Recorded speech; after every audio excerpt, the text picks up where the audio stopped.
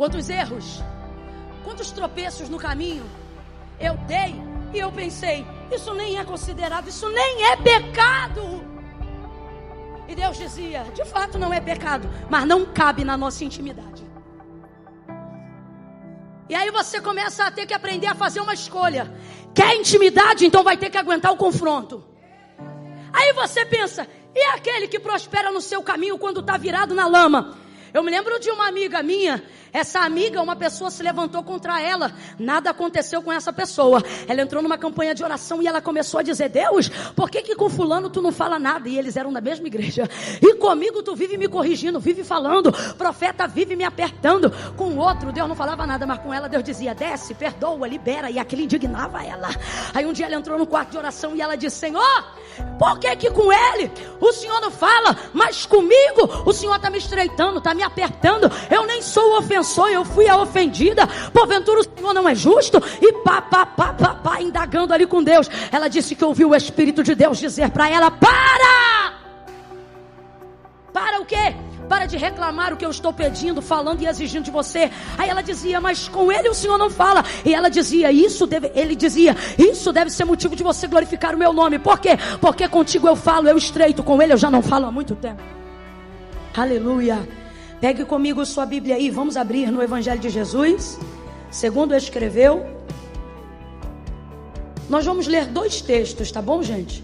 Primeiro vai ser Lucas capítulo 22, versículos de número... Lucas 22, versículos de número 60, 61 e 62. Perdão, esquece o 60, 61 e 62. Quem achou, diga amém. Diz assim o texto. Deixa eu já deixar pronto aqui para vocês, irmãos. Depois a gente vai ler, sabe o quê? Depois a gente vai ler João 21. Consegue deixar aberto já no jeito aí, João 21 também? Camila, já foi uma luta para achar Lucas. É por isso que você tem que usar mais Bíblia de papel. É um privilégio. Vamos lá. Virando-se o Senhor, olhou para Pedro, e Pedro lembrou-se da palavra que o Senhor lhe havia dito.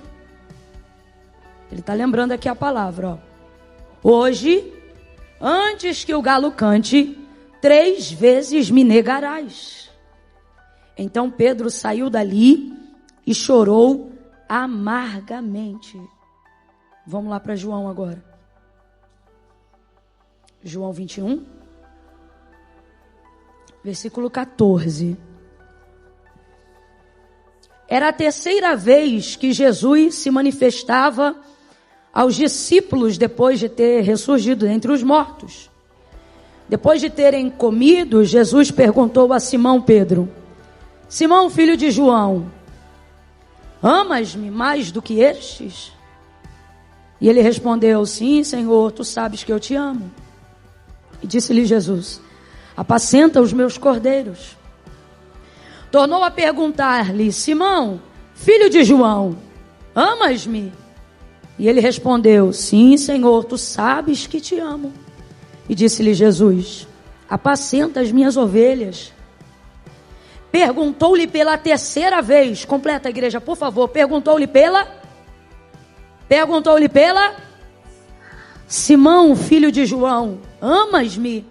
E Simão entristeceu-se por Jesus ter lhe perguntado a 3ª vez, amas-me? E respondeu, Senhor, tu sabes tudo. Tu sabes que eu te amo. E disse Jesus, apacenta as minhas ovelhas. Continue olhando para o versículo 17 e responda para mim. De acordo com o que está escrito, Pedro se entristeceu porque Jesus lhe perguntava ou porque ele estava perguntando pela 3ª vez. Olha para o texto, versículo 17. Vou perguntar de novo. Pedro fica triste porque Jesus lhe pergunta ou porque lhe pergunta a 3ª vez? Ele está triste pela indagação. Ele está triste porque ele percebe que ela está sendo feita pela... E ele sabe o que isso significa. Diga amém por essa palavra. Senta dando glória a Deus aí. Vamos lá. O texto de Lucas, que a gente leu, o capítulo 22, ele narra não só o finalzinho ali dos versículos 60 e pouco em diante que a gente foi lendo, mas desde o início ele é um episódio muito importante porque ele traz a narrativa da celebração da última ceia. A ceia já é importante, gente. A última, então, é um ato, meu Deus, e é um momento tão especial e inesquecível que você pensa, não tem como nada dar errado, mas escuta, que num flash de segundos tudo vai mudar, tudo. Rapaz, olha o que o texto diz. Depois desse episódio, Jesus começa a falar da sua retirada do meio deles. Por quê? Porque esse é o último momento de comunhão que ele está tendo com eles, antes de viver o momento de captura e de crucificação. Quem está ligado, diga amém. Então ele está treinando os seus discípulos e explicando para eles que ele vai ser retirado, o que vai acontecer com ele, aquela coisa toda. Mas ele ainda não saiu, ele está ali ainda naquele momento, vamos dizer assim, numa linguagem mais moderna, de mentoria. Um intensivão com seus discípulos. E logo depois desse momento ele está ali falando. Aí o texto diz, e houve forte discussão entre eles. Irmão, como é que o pau quebra depois de uma ceia dessa? Porque foi o que aconteceu. Eu não estou inventando, você pode ler depois, melhor em casa ou aqui agora, se quiser. O texto diz, e levantou-se entre eles quem? Os discípulos acabaram de cear. E houve entre eles forte discussão. O que é forte discussão, gente? A veia do pescoço de alguém se levantou. Alguém está falando mais alto. Agora, se você acha que isso é ruim, fica pior. Sabe qual é o motivo da briga? E discutiam entre si para saber dentre eles qual seria o maior. Que vergonha! Depois de um momento desse, com Jesus ainda presente, enquanto ele fala da sua saída, eles brigam para ver quem vai saber, quem será a liderança na ausência dele. Ninguém discute liderança na presença de Jesus. Na presença de Jesus, liderança é ele. Quem reina é ele. Olha isso aqui. Forte discussão entre eles. Jesus repreendeu a todos. Ele parou com a discussão diante de todos, dizendo assim: estando eu entre vós, quem é a maior autoridade? Pergunta retórica, porque todo mundo sabia que a maior autoridade era ele. Aí ele diz, mas como é que funciona na cultura de vocês? A autoridade senta e é servida? Ou ela levanta e serve? Todo mundo sabe disso. A autoridade senta e é servida. Aí ele diz, mas estando eu entre vós, sentei e fui servido ou vos servi? Todo mundo lembra do ritual da lavagem dos pés. Toalha, bacia, água. Jesus se colocando na posição de servo da casa. Aí ele não vai corrigir eles por eles quererem posição. Ele vai corrigi-los pela maneira como eles querem a posição. Jesus não tem problema com grandeza. Jesus não tem problema com quem sabe onde quer chegar. Ele só quer saber qual é a motivação que vai te levar lá. E ele está vendo que a motivação está corrompida. A briga aqui não é por serviço, é por status. Vaidade pura. Aí ele diz, no meu reino, o maior. Então fica claro já uma verdade aqui. Há lugares de posição de destaque no meu reino e eu não sou contrário a eles. O meu reino é um lugar que destaca pessoas. No meu reino, o maior é o que serve.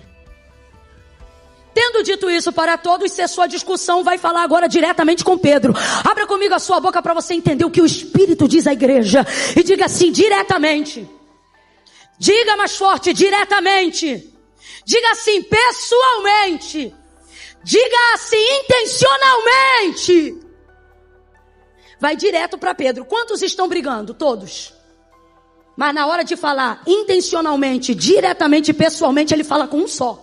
Quem? E não chama de Pedro, o nome que ele mesmo deu quando conheceu. Tu és Pedro. Só que nesse dia ele chama ele de, que é a raiz etimológica do seu nome.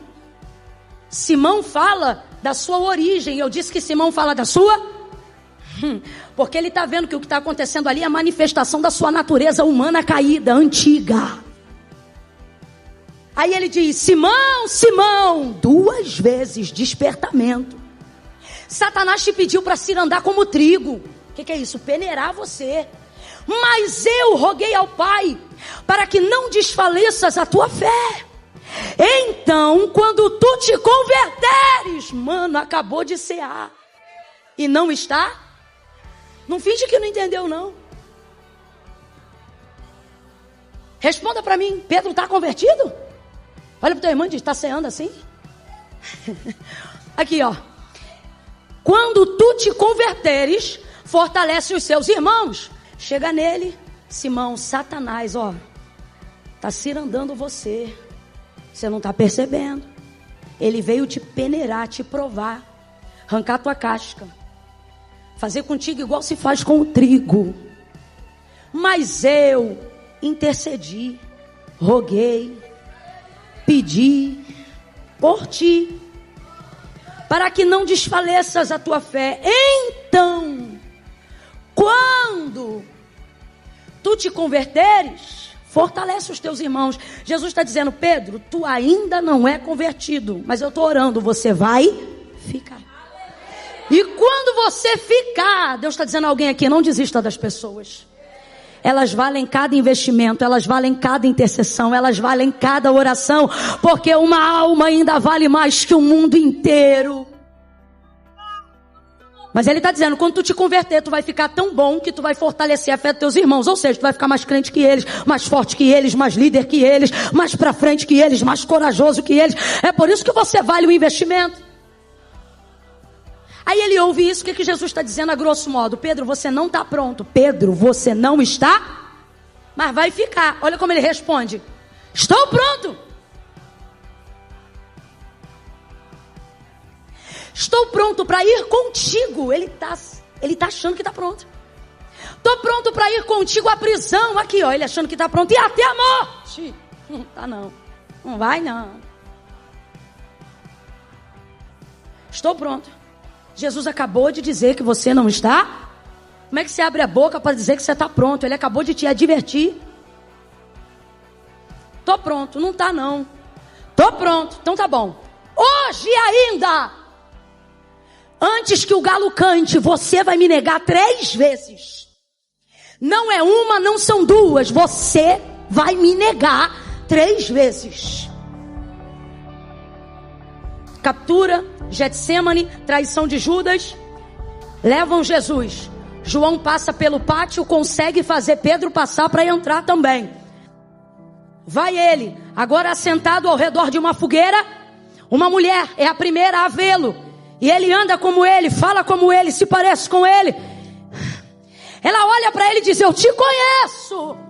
Eu te vi andando com ele. E ele responde: eu não conheço ele. Apavorado e com medo, eu te pergunto: aonde está todo aquele amor? Ali. Todo aquele amor continua ali.